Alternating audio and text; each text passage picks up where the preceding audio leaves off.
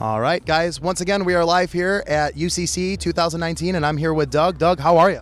Good, man. How are you doing, Chris? I'm doing pretty good. You know, I have a soft spot for 06, 07, 59 Cummins. It's just been a special spot, for a long time. And you have exactly that. Tell me a little bit about the truck. It's an 06 truck I bought off a good friend of mine. When I bought it, it had 52,000 miles on it. He actually stored it in his grandmother's garage, as funny as that sounds. Stock motor, had a fast 150. It was a G56 truck when I bought it. Other than that, truck was bone stock. And had plans on doing like a tater built, 100 over kind of setup, 12 mil pump. Stumbled into another 07 that had 52,000 miles on it. Had a built bottom end, compounds, yada, yada, yada. Picked that truck up for a pretty solid price out of Pennsylvania and decided I was going to use that truck, go with that. And the more I got to looking at the truck, it had lower miles, but it just wasn't clean. I knew it was one of those, if I built the truck, I wasn't gonna be happy with it. So I was like, at that point, truck started using a lot of oil, pulled the head, had a cracked head, bad valve seats. So I was like, at this point, I'm gonna pull it out. Compounds weren't what he said. Went ahead and pulled the motor out and I said, if I'm gonna do this, I'm gonna put in the truck I want. So I took the built bottom end out, had Carrillos, had a girdle in it, had a 180, 220 Hamilton cam, cast pistons. I was like, I'm just gonna do what I want. So decided to go with a compound setup, got a hold of Jason at Worley, actually through the podcast, that's how I got the word, and got a hold of them.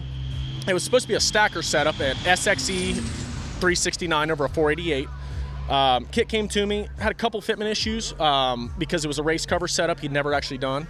So instead of mailing parts back and forth, kind of chasing issues with fitment, I got a hold of Jason and said, hey, if I bring the truck to you, can we work something out? And he said, absolutely. You bring the truck to me, we can build whatever you want. And I said, I'd love to have a side-by-side compound kit. And he said, that's kind of Firepunk's deal, but we've been wanting to kind of build something like that. We don't have a jig to build off of. I said, I'll bring you the truck. And he said, hey, I will hook you up. I'll treat you right. So I took the truck out to him after dealing with glorious Chicago tolls, come to find out with a gooseneck, which was horrible. And it's rape. It's awful. I had close to $200 to and from with a gooseneck. Awful. So they built me a side-by-side kit, and while I was there, I had them do their traction bar setup on it, treated me right. Like I said, I can't say enough good things about them, and they were very fair. Their fab works next to none. I mean, it's phenomenal. Got the truck back. Long block I put together with a friend of mine after taking the bottom end that we had. It's got 350 over SNSs in it, body mods. It's got a 14 mil SNS race pump. It's got a Big Hoss side draft, local shop Enterprise engine. Did port and polish work on, still stock size valves, high nickel seats. At this point, the truck was still a G56. Didn't have any dyno numbers or anything like that on it, just because I knew I had a fairly weak dual disc in it, but I wanted to save the G56 so when I go to sell it, it wasn't junk.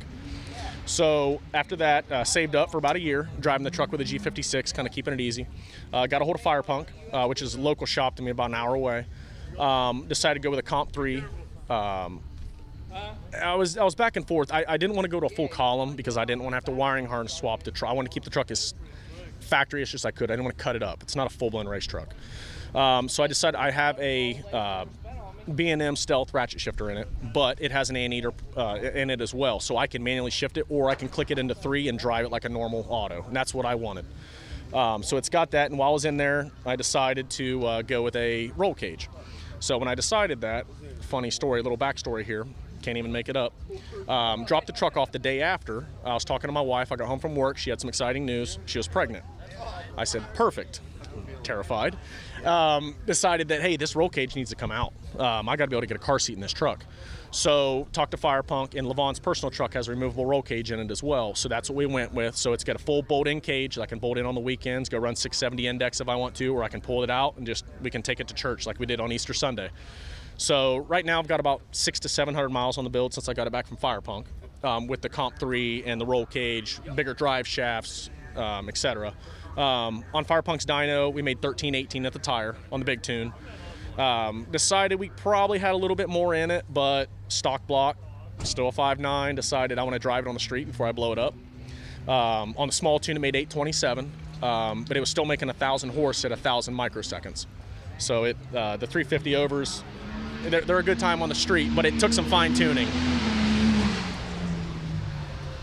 The size of the injector, that's a lot to tame, to say the least. 1,000 microseconds is not a lot, but considering the size of the injector, it's a lot of fuel.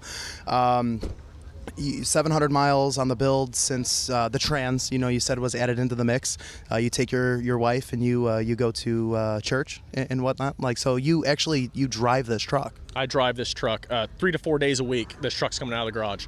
Actually, I sent her a picture the other day. I went to the old Kroger click list, and I had the back seat full with the roll cage, had it full of groceries. I mean, I love show trucks. They're beautiful. I want to be able to use it. I want to go out, want to have a good time. I want to be able to party on the streets. It's just, I want to build an all-around truck that I can still enjoy, that she can enjoy. Because if I build a one-dimensional truck, it wasn't going to fly. So I just wanted something that I could do everything with. So what are your future goals with the truck? Like, what do you see your future with this vehicle? I'd like to get into some 670 index stuff. Haven't been down the track a whole lot. With this truck, I haven't at all yet. I've only launched a truck a handful of times, and it's a lot of fun. On Tune 2, it makes 1,001 at the tire. So that's what I've been playing with it on. Just, I don't want to break it quite yet. But I'd like to get it down the track some, maybe a dyno here or there. The truck does have 410s in it from the factory, so that's kind of a kicker. But that's why I'd like to do 8th mile drag stuff. The gearing does mean a lot. If you had a lower gear in the truck, quarter mile stuff make more sense. But for 8th mile, 410s is perfect. It is. And cylinder pressures on that back half is scary. And, I want to save the block as long as I could.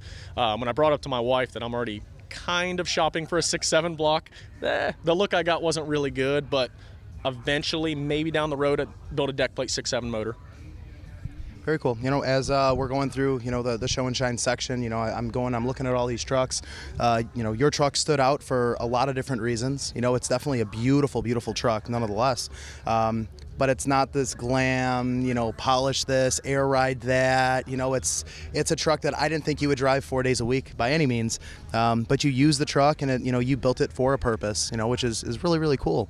As far as this weekend goes here at UCC, other than the truck being in the show and shine, what were you looking forward to seeing the most this weekend? Being local to Firepunk, I love seeing the Save the Racks truck. I mean, the way that truck launches is just violent, and it's awesome. And the caliber of truck out here, it's unbelievable. And honestly, seeing the Apache for the first time in person and the Hummer, badass. I mean, just love it. I appreciate that. It means a lot, you shouting out, the podcast, and that's how you got hooked up with Jason and things like that. We love Jason over at WC Fab. He's really good to me. I've done a bunch of work with him personally besides, business stuff. He's just a great guy to work with, and I'm glad to hear, he was able to take care of you and help with, the beautiful, beautiful compound setup that's on this truck. As far as that goes, is there any last minute thanks or shout outs that you want to give?